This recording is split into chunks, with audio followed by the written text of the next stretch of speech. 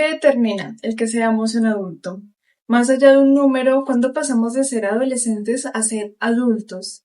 ¿Qué determina nuestra adultez o nuestra madurez? Según el Ministerio de Educación de Colombia, las materias y áreas fundamentales para enseñar a los niños y niñas en los colegios son ciencias naturales y educación ambiental, ciencias sociales, historia, geografía, constitución política y democracia, educación artística y cultural, educación ética y en valores humanos, educación física, recreación y deportes, educación religiosa, humanidades, lengua castellana e idiomas extranjeros, matemáticas, tecnología e informática. También se menciona en un apartado del artículo 77 que las instituciones de educación formal gozan de una autonomía para organizar las áreas fundamentales del conocimiento definidas para cada nivel, introducir asignaturas optativas dentro de las áreas establecidas en ley. Estas son áreas que, si bien son muy importantes a la hora de comprender nuestro entorno, el mundo y desarrollarnos con él, considero que hacen falta algunos puntos esenciales para ser adultos,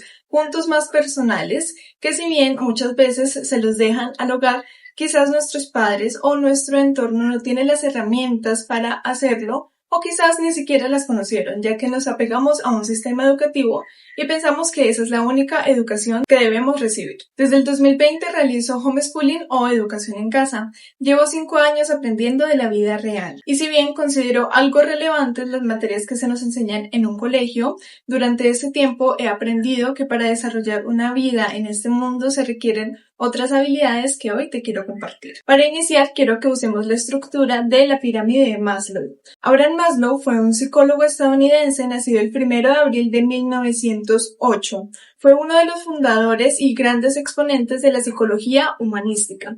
Hoy quiero hablar de un modelo teórico que él desarrolla, que es esta pirámide, la pirámide de Maslow, en la que nos explica que nosotros tenemos diferentes niveles de realización, iniciando por los más básicos y llegando a la autorrealización como seres humanos. Hoy quiero usar esta teoría, pero al revés. Literalmente al revés. En este modelo teórico se nos habla de que debemos satisfacer las necesidades de abajo hacia arriba, las más vitales, y ya llegar a una autorrealización.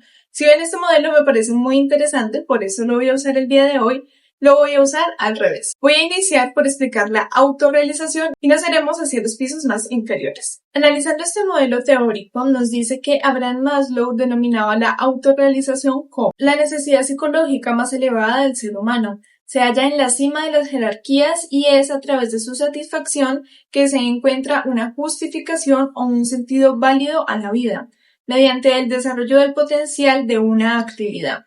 Se llega a esta cuando todos los niveles anteriores han sido alcanzados y completados, o al menos hasta cierto punto. También me parece muy interesante que nos pone algunas personas que él considera como personas autorrealizadas, pero sobre todo de sus biografías deduce lo siguiente. Eran personas centradas en la realidad que sabían diferenciar lo falso o ficticio de lo real y genuino, centradas en los problemas que los enfrentan en virtud de soluciones, con una percepción diferente de los significados y los fines. En su relación con los demás eran personas que, con necesidad de privacidad, sintiéndose cómodos en esta situación, independientes de la cultura y el entorno dominante, basándose más en experiencias y juicios propios, resistentes a la enculturación, pues no eran susceptibles a la presión social, eran inconformistas, con sentido del humor no hostil, prefiriendo bromas de sí mismos o de la condición humana.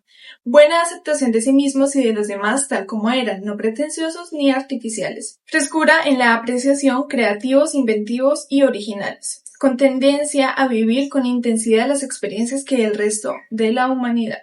Aquí hay varios puntos que me parecen interesantes, tanto desde el lado de compartir con otros como desde el lado personal. Sin embargo, quiero iniciar por uno, y es el autoconocimiento y propósito de vida. ¿Qué sucede? Vivimos en un mundo que muchas veces se nos exige vivir hacia afuera, cumplir expectativas sociales, hacer lo que nuestros padres nos dicen, hacer lo que el colegio nos dice. Sin embargo, no sabemos dentro de nosotros qué hay. Somos más allá de un cuerpo, somos más allá de algo biológico, hay más allá algo del dinero.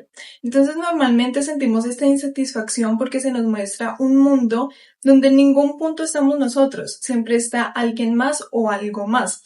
Entonces partir desde la autorrealización nos lleva a autoconocernos primero para luego sí expresar esto al mundo. ¿Cómo podemos realizar esto? En mi canal les comparto diferentes maneras de hacerlo, tanto a través de la escritura, del autoconocimiento. Bueno, hay muchas herramientas que por aquí te dejo. Sin embargo, una de las principales que ya la mencioné es la escritura. Esa fue la que a mí más me funcionó. Y no solo eso, sino es la autoobservación. Hablo muchísimo de la pausa, del silencio, de la calma. ¿Por qué? Porque a través de ella podemos conocernos a nosotros. Cuando estamos en absoluto silencio, y miren que ese fue uno de los puntos que se recalcó aquí, estar en soledad, estar en privacidad y no sentirse incómodo con ello. ¿Por qué normalmente nos sentimos incómodos con nosotros mismos cuando estamos en soledad? Porque no hay ningún estímulo externo, no estamos pensando en otros, sino en nosotros, estamos absolutamente solos. Y cuando estamos en soledad, nacen muchos pensamientos, nuestra mente nunca está quieta, nunca está sin un pensamiento. Por ello es que nos incomoda, porque empezamos a autocriticarnos normalmente, a ver qué cosas nos faltan por hacer y no pausamos realmente.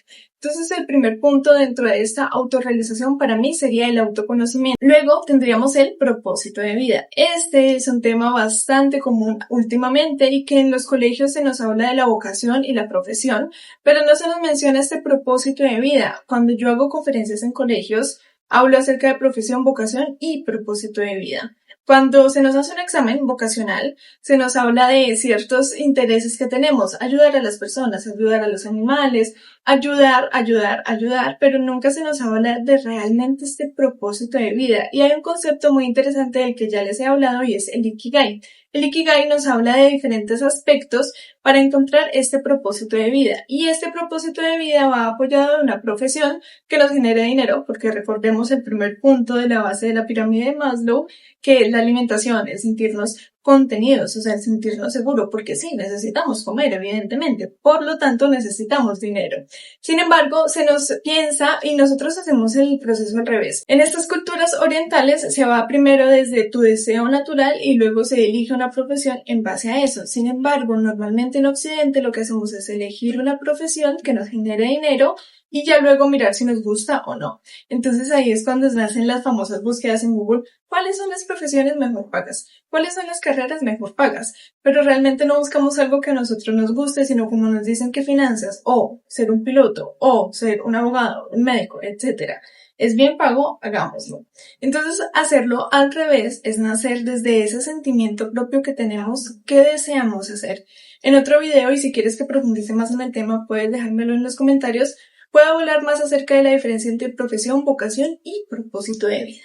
Y para terminar, autorrealización, creo que ese es uno de los puntos que más me encanta, uno de los puntos que más trabajo con ustedes. Este es un video un poco menos literario y poético, sin embargo es algo que he venido trabajando desde agosto del año pasado y es el pensamiento crítico. Yo realizo unas reflexiones donde hablo acerca de cosas de la vida un poco más abstractas. Sin embargo, en esas reflexiones, ¿cuál es la base? La base de una reflexión para mí es el cuestionarnos, el desarrollar un pensamiento crítico. Entonces, a lo largo de estos videos que hemos hecho, hemos cuestionado aspectos sencillos, desde el cómo aprendemos, qué es el amor, cómo podemos empezar en nuestro día a día a implementar la pausa, y el último, por ejemplo, fue acerca de los detalles. ¿Cómo percibir esos detalles? ¿Por qué no los percibimos? Si son relevantes, si no son relevantes, etc. Entonces aquí lo importante del pensamiento crítico, y es algo que se nos habla en los colegios, desarrollo del pensamiento crítico es cuestionarnos y sacar conclusiones. Entonces debemos aprender a cuestionarnos y a nosotros mismos buscar información. Miren, hoy en día hay un tema fuertísimo con las inteligencias artificiales. Las inteligencias artificiales nos generan información, nos dan información, sin embargo no todo es verídica. Y hoy en día sí que vivimos el tema de la desinformación. La desinformación en Internet es inmensa. De hecho, hace poco leí que había una persona por allí que se puso a editar artículos de Rusia en Wikipedia, cambiar nombres. Entonces sí, en los últimos años has hecho un trabajo de Rusia basado en Wikipedia, puede que te haya salido información errónea gracias a esta persona.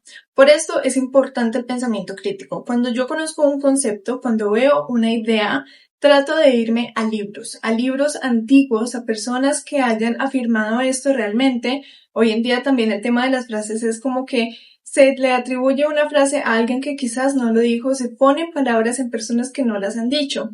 Y si bien sí, el conocimiento cambia de forma constante, no es algo fijo, y para tener un conocimiento se debe basar en otro, debemos usar mucho el pensamiento crítico para, en primer lugar, comprender mejor lo que vemos, en segundo lugar, ver si es verídico y en tercer lugar, sacar una conclusión y eso mismo expresarlo al mundo. Y pasamos a nuestro segundo nivel de la pirámide al revés. La necesidad de autoestima, sentirnos seguros con nosotros mismos y nuestro autoconcepto. Algo que me parece interesante de voltear esta pirámide es justamente esto. Iniciamos por la autorrealización y ahora vamos por nuestra autoestima para luego, después, compartir con nuestros amigos, familiares, etc. ¿Qué sucede con el autoestima? Con la autoimagen. La autoimagen es como nos percibimos a nosotros mismos. Normalmente, y es muy común que nos hablemos terrible a nosotros mismos.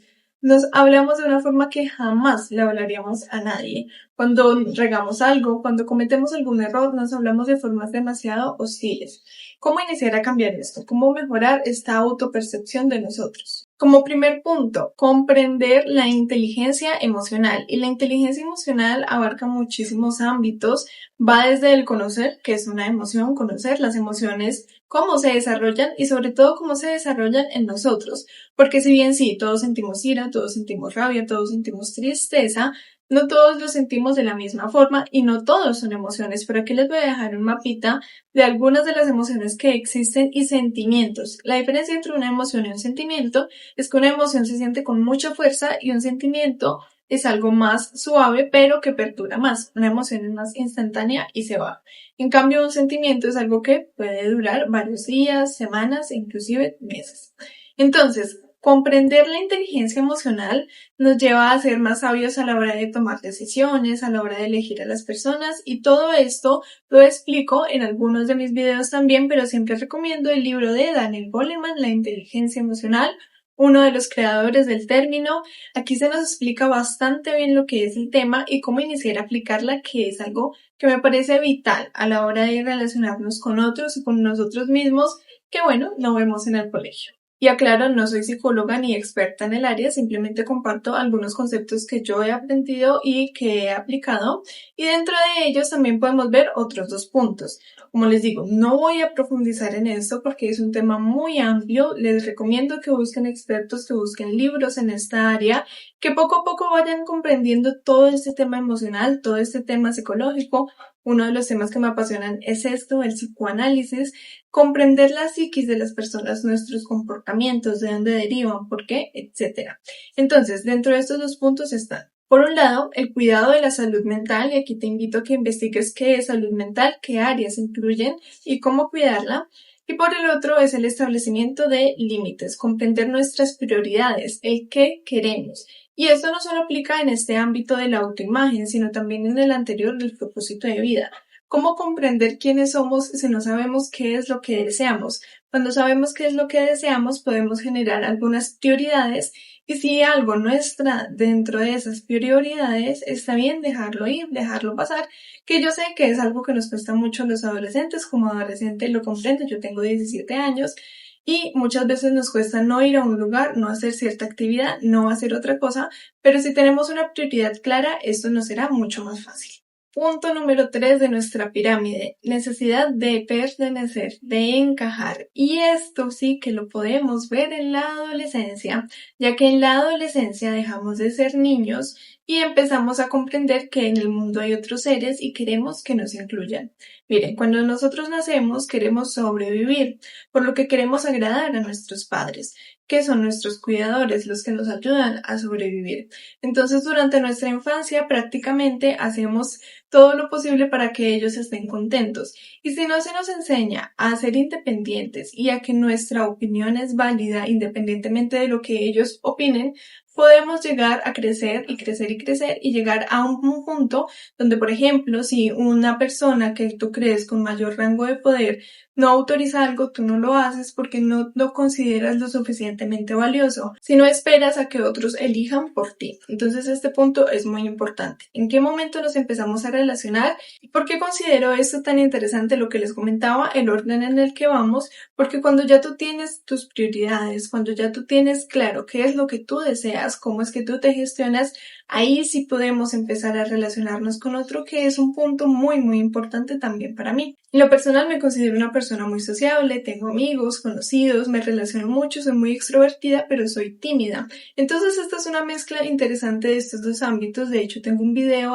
hablando acerca de la timidez, porque realmente yo era de esas personas que les daba miedo hasta ir a la tienda. Aún me da mucha pena interactuar con otros. Entonces, ¿qué pasa? Cuando yo empiezo a relacionarme, empiezo a hacerlo desde este punto de la timidez y por eso no lograba conectar realmente con otras personas porque me desconocía y un montón de cosas más. Entonces, dentro de este punto tenemos dos aspectos. El primero es la comunicación efectiva.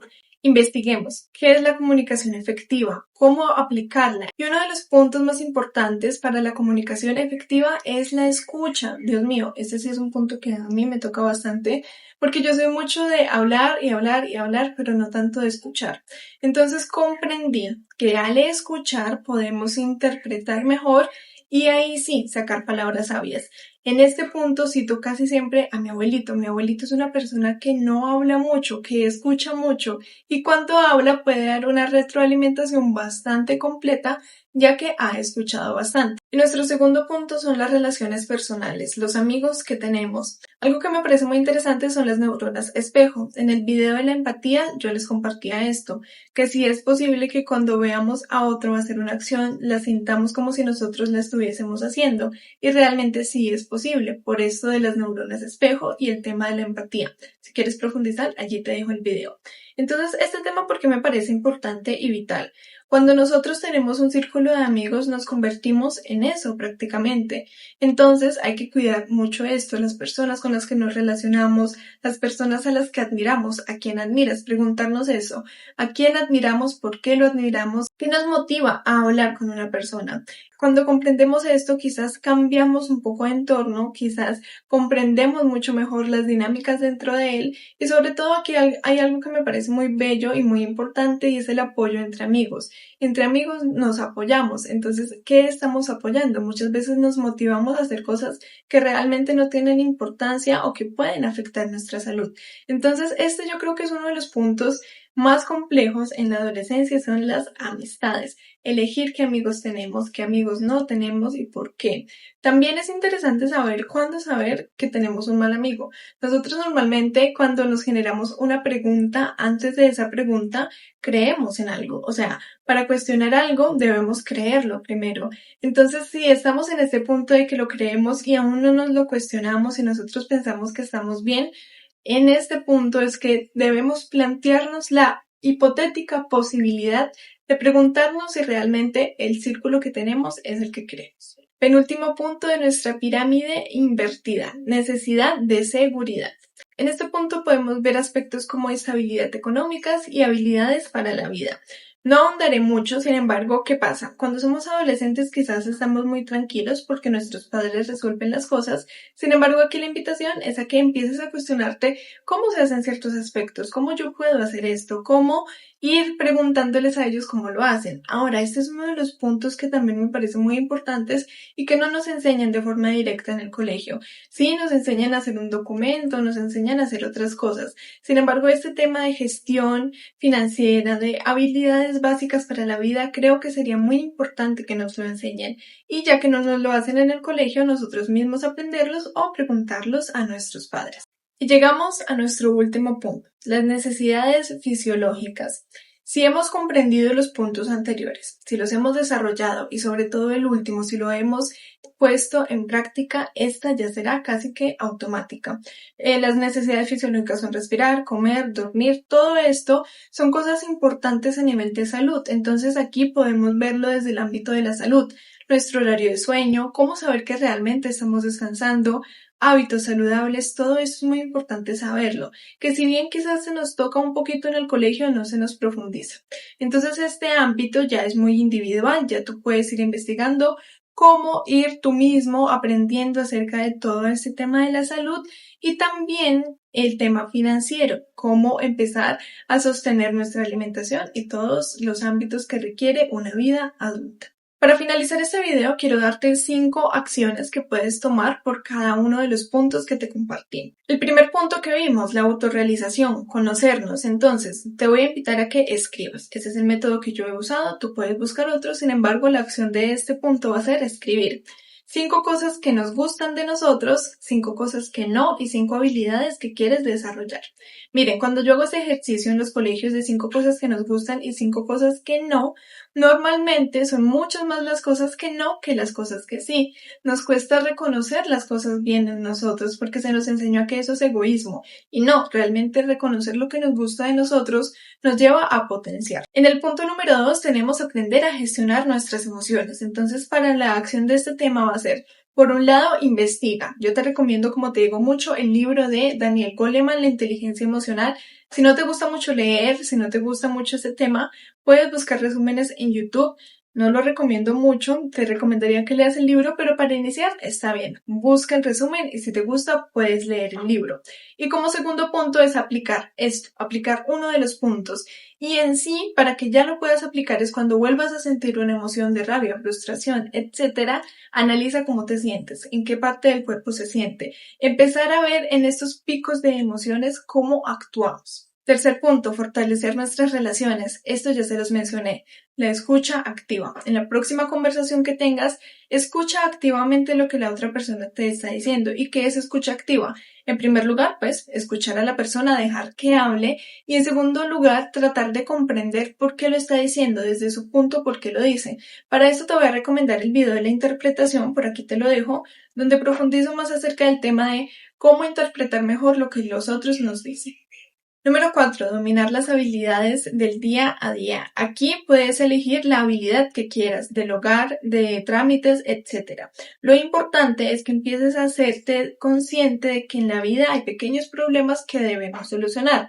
Como por ejemplo, hace poco me pasó, rompí una llave dentro de una chapa, entonces ahí ya aprendí cómo es que se saca todo el tema, aún no se ha sacado. Sin embargo, mi padre pues ya solucionó el tema, pero yo estuve ahí pendiente de, pues sí, o sea, intenté sacarla. Todos este tipo de problemas que parecen muy básicos son importantes, temas de aseo, temas del hogar, aunque no nos guste cocinar, cómo hacerlo, cómo lavar un baño, cómo barrer, cómo trapear. Todo este tema es muy importante y también puedes empezar a investigar el uso de la tecnología correcto. Número 5. Expandir nuestra visión del mundo, comprender cómo funciona la economía, cómo funciona el mundo en general. La acción que te voy a dejar para esto es leer periódicos. Esto puede sonar muy de abuelitos y yo sé, pero realmente es importante conocer qué está pasando. Entonces, para esto te voy a recomendar una plataforma. Esta es una publicidad política no pagada, no me pagan para recomendarte esto. Sin embargo, hace unas semanas estoy usando esta plataforma y me pareció muy interesante y es Perplexity. Perplexity es una inteligencia artificial donde tú puedes buscar artículos de periódicos, puedes buscar información. En general funciona como un periódico pero con inteligencia artificial. Entonces te arroja noticias de lo que tú le pides, de economía, de religión, de política, etc. Entonces, por un lado, esto, que te empieces a informar un poco de qué está sucediendo en el mundo, de las monedas, de acciones, de todo este tema. Y por el otro tema que puedes hacer también es leer libros. Leer es algo de lo que yo más hablo porque de verdad a mí me cambió por completo la vida. Y no te digo que empieces a leer mucho, no, simplemente lee un minuto. Lee un minuto, pero la condición es que al minuto dejes de leer. Hazlo así por un mes y vas a ver que ya tienes el hábito y luego puedes empezar a leer más tiempo. Esto es lo que te quería compartir, que más allá de lo que aprendamos en un colegio, debemos comprender qué sucede en nuestra vida con nosotros y cómo relacionarnos con otros. Estas son algunas habilidades básicas que si las comprendemos bien podemos desarrollar una mejor adultez y podemos estar más preparados para la vida. Si nosotros no decidimos y no aprendemos cómo vivir, otros lo harán por nosotros. Entonces espero te haya gustado esta reflexión, este video. Nos vemos en próximos videos y si te quedó alguna duda o quieres que profundice en alguno de los temas que toqué, puedes dejármelo en la descripción.